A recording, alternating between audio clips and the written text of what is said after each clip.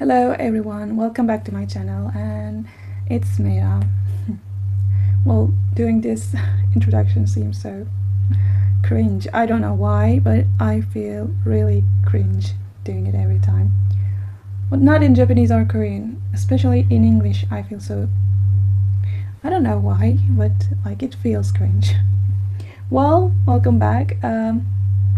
Today I will talk about like the question I asked myself, and I searched a lot when I first started studying languages, which is, can I learn 2 languages at the same time or 3 languages at the same time, and how to do it. I was really searching on YouTube, on Google, everywhere. Like I needed a really good advice.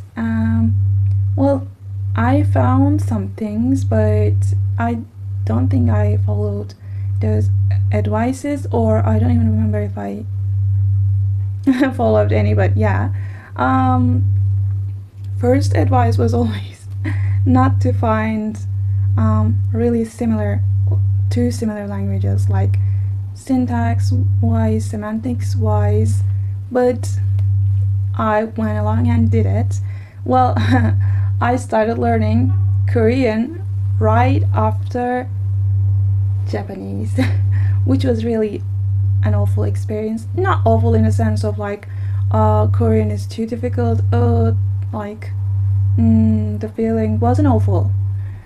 The awful part was lean back.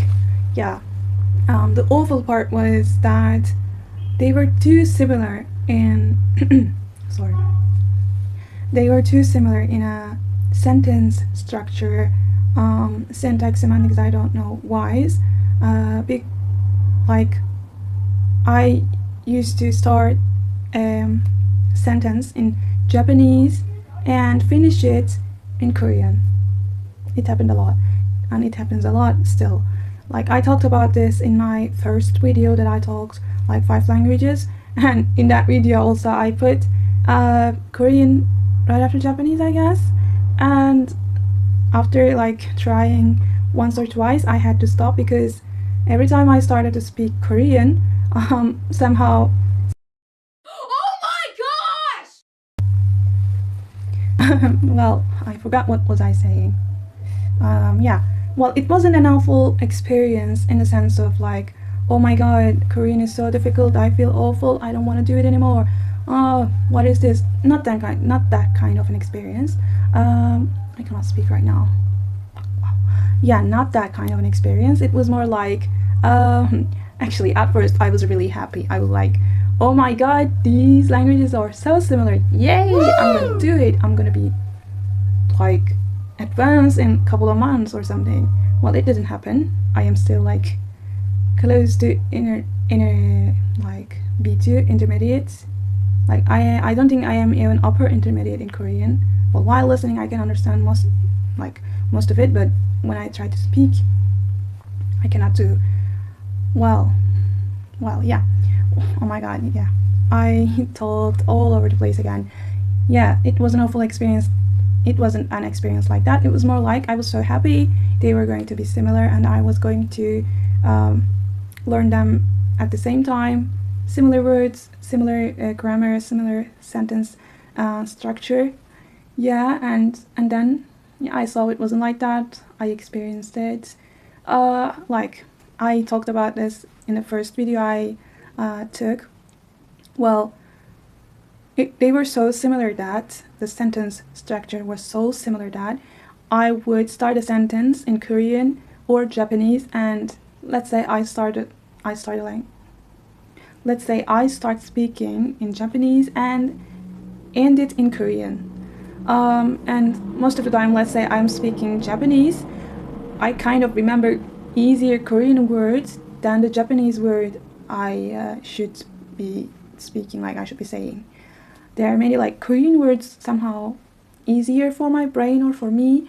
That's why like it was a difficult experience, right? Still I mix them. Still I start a sentence in Japanese, and if like I need to speak Korean after that, They all get mixed up like cables in my mind. That's why it was a difficult experience, and that's why I don't advise you to learn similar languages at the same time. You should find like languages from different language families. There's Indo-European, like there's other families I cannot remember right now. Let's say Turkish and English, or Norwegian and Korean, Norwegian and Japanese. They are different, so that's why it would be better. Like even in Norwegian, I find it very similar to English. That's why I always use the English sentence structure or word phrasing when I am trying to speak Norwegian. First I think in English, then I do direct translation to Norwegian. That's why I make a lot of mistakes, and my friend always says to me like, I think you wanted to mean this, but it doesn't work that way in Norwegian. I think you taught English. I'm like, how did you realize that? Are you reading my mind? Like, that's why similar languages, like I think a polyglot's a nightmare. I think, my opinion. And that's why I think you should find clearly different languages than each other. Yeah. And thirdly, let's say one language is far beyond the other. Like, I mean, for example, my Japanese is really better than Korean. Maybe not right now, but at first I was really good at speaking in Japanese. And let's say I was upper intermediate. Not that much, but yeah. And my Korean was stuck in the beginner level for the longest time. And I always thought about giving up, stop learning Korean, and yeah. But my advice is don't give up. Go step by step and keep going. Even if you are a beginner for like 3 to 4 years, don't give up. And keep on learning upper intermediate one and intermediate one. And keep on learning beginner one. And like, don't force yourself. Don't be a perfectionist like me. It's a bad thing. Yeah, my time is up. See you in the next part. Yes, as I was saying, don't be a perfectionist like me and keep going even if you feel like you can't do it. And lastly, the thing I want to talk about, let's say one of the languages feels so difficult for you and you think like, I cannot go on like this, I cannot do this anymore, I want to stop learning this, I want to give up. Don't give up again. And if you feel like you don't have much time, you have much more time than you think. We all do.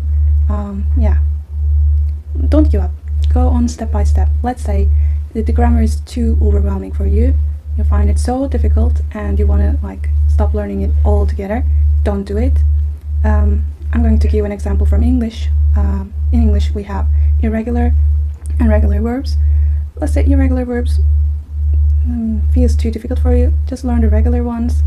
And you want to learn past tense, just learn the ed and use that in a sentence. You will feel that accomplishment and it will good and it will keep you going learning that language. Well, that's my advice for you. Don't give up like I did. Don't be a perfectionist. And don't be like it's been a year, I'm still a beginner. How am I going to go on? Don't. You have all the time in your life to learn a language. So keep going. I changed the angle. Can you understand it? Yeah. And yeah, that was all. And I also want to learn 2 new languages, and I will announce it later because I haven't decided which languages to learn yet. If you have any suggestions, you can give them. You can write them on the comments, or I don't know. Yeah, you can write them on comments. Yeah. It was pretty nice video, I guess. I don't know if I gave enough advice. If you have more questions about learning languages or learning languages at the same time, you can write them in the comments. I will answer them. And I had some new followers, subscribers, thank you. They were mostly Norwegian, so tusen takk. Takk så mye.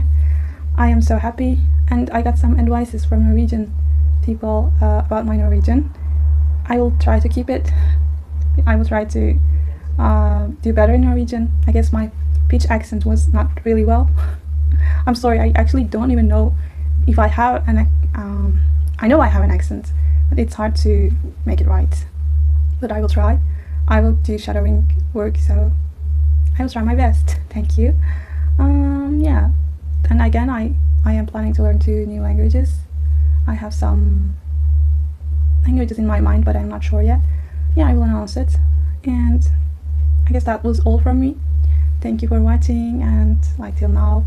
If you have watched it till now, please comment. I'm so happy you were here for all this time. I don't know if I had like 10 minutes, 15 minutes. I'm not sure yet how much I am going to cut from this video.